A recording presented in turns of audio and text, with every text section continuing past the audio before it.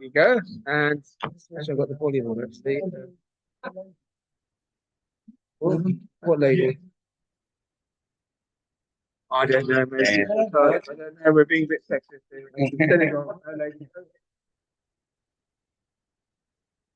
Thank you very much for asking me to speak again. I'm very honoured. I'd like to take the next few minutes to better understand what the Shiras Moshe, the Song of the Red Sea, which we read the Shabbos in Shul, teaches us about thanking God. Once the Bnei Yisrael had crossed the Red Sea, watched as their enemy was consumed by the roaring waves, they sang a song to God. We say this song as part of our morning tefillos, and it includes the words Ze Eli va'anvehu. This is my God, and I will glorify him. It's through this song, including the words Ze Eli va'anvehu, this is my God, and I will glorify him, that the children of Israel thank God for having saved them from the turbulent sea and the pursuing Egyptians. But Chief Rabbi Ephraim Mervis asked the question, what does it actually mean to glorify God? How do you glorify God? The Gemara in Shabbos explains that we can glorify God by beautifying the mitzvahs that we perform. When we purchase arba minim, we should try to get the most hidur, esrog, lulav, hadassim, arovos. When we say Kiddush on Shabbos, we should use a cup, a kois, fit for this most prestigious occasion. Our talis and tefillin should reflect the glory with which we serve God. It is the pride we take in performing his commandments and the appreciation of their beauty that glorifies God's name.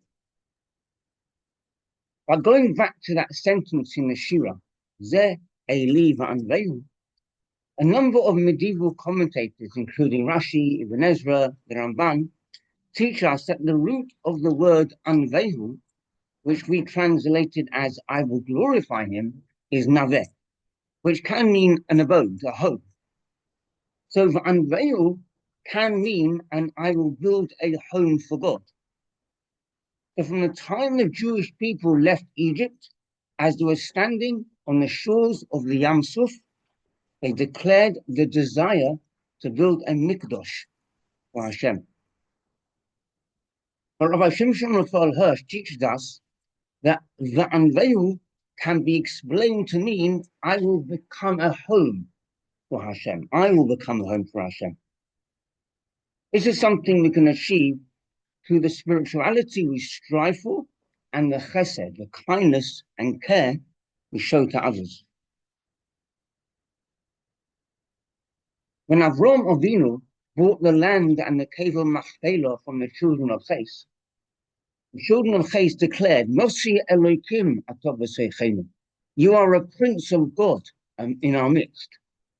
In other words, the children of Ches saw that the very essence of God, they saw the very essence of God in the way Avram Avinu conducted himself and the true kindness which he showed to others.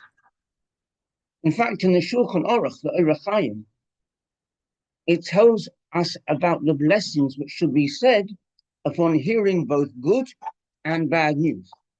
Now, to say a blessing, thanking God upon hearing good news, is of course easy to do. We are excited to hear it. It makes us feel happy. But upon hearing bad news, the Shulchan Aruch says, since he has accepted out of love what God has decreed, he finds that by accepting this bad, he is serving God, which in turn brings him happiness. So the very act of thanking God, whatever it is we are thanking him for, can ultimately lead to happiness. I heard a story recently about an Israeli soldier by the name of Yosef Kabiliv. The story takes place in the 1970s, when Yosef was patrolling the Golan Heights at the time of the Yom Kippur War. As he was traveling in a jeep, it hit a mine. Yosef was badly injured in the explosion and was rushed to the Rambam hospital in Haifa. After a while, Yosef came around and at first didn't remember why he was there. But slowly, as he became more aware of his surroundings, he looked down at his legs. His injuries were so severe that the surgeons had to amputate them to save his life. Yosef went home from the hospital and he couldn't function properly. His friends didn't know what to say to him, and he was angry. Angry because no one could help him. Then, in 1976, a group of wounded Israeli soldiers came to America and visited 770 Eastern Parkway in Brooklyn, the Lubavitch headquarters. The Lubavitch Rebbe came to speak to them, and he said the following. With a Jew, the guf, the body, is an extension of the soul. So even when your body doesn't work properly, God gives your soul that extra strength and power to compensate for the challenges of the body. At that time, wounded soldiers were called Nachei Tzahal, wounded soldiers. Nachei means the invalids. But the Lubavitcher Rebbe suggested changing that name to Metzuyanei Tzahal, the exceptional of Tzahal. But it's not just a nice name and term to give these wounded soldiers. It's highlighting the special power given to their souls to compensate for their bodies. Now, people would ordinarily, for obvious reasons, go up to the Lubavitcher Rebbe to receive a blessing and shake his hand. But of course, on this occasion, the Lubavitcher Rebbe came down to them. As he took each hand and held it lovingly in his hands, he looked each one in the eyes and said 2 words. Thank you. Thank you for your sacrifice for Israel and its people. Yosef said, this is what I have been waiting for. That thank you gave me a new lease on life. Every morning now, when I wake up, I remember the thank you, and it gives me renewed vigor to move on. This story highlights the importance of showing gratitude to our fellow human beings. So how much more so should we show our gratitude to God? Now, going back to what Shimshon Raphael Hirsch says, we should become a home for Hashem, thus thanking him from our very essence. Through this, the Moed Ani we say and the blessings we say each day on food and drink and other such things such as Asher Yotzah, our thank yous will become more meaningful and enable us to strengthen our relationship with God. Hopefully, as we are listening to the Shira being read this Shabbos, you will think of all the wonderful things for which we are grateful. Thank you. Thank you very much for that. Anyone want to ask a question?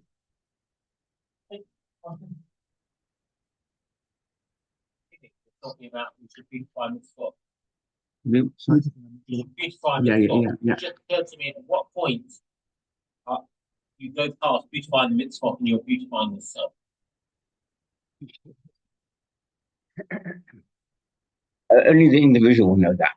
The individual person will know at which point it becomes something vain, standing in shul with the nicest esrog because they want to be the person that everybody looks at,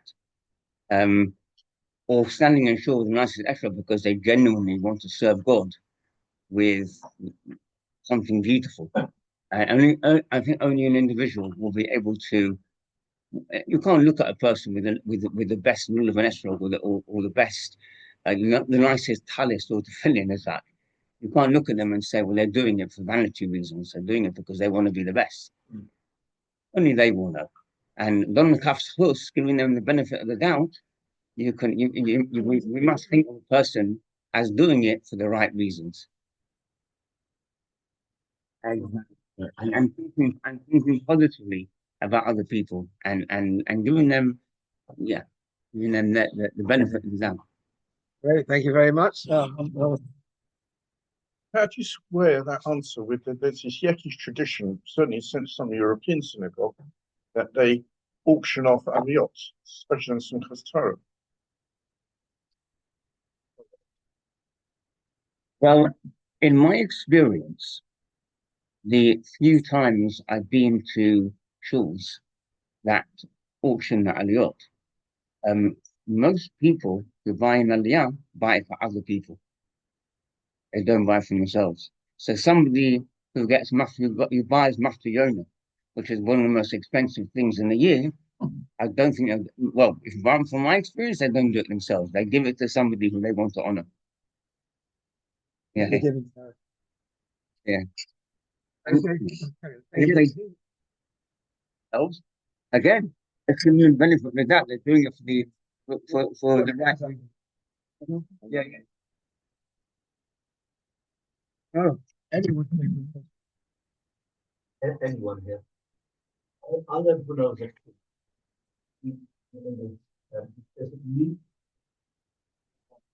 Come on. And I learned that apparently when the Pharaoh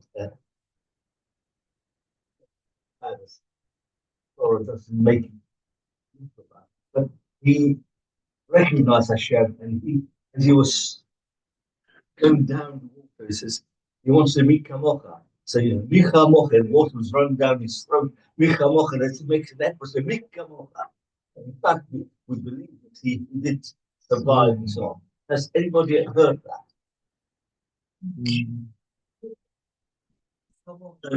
What he didn't say. It doesn't say in the shir at least. We'll look at that for our homework. To find out where that comes from. Okay, thank you very much. I'll say goodbye to those on Zoom, and I'll just do the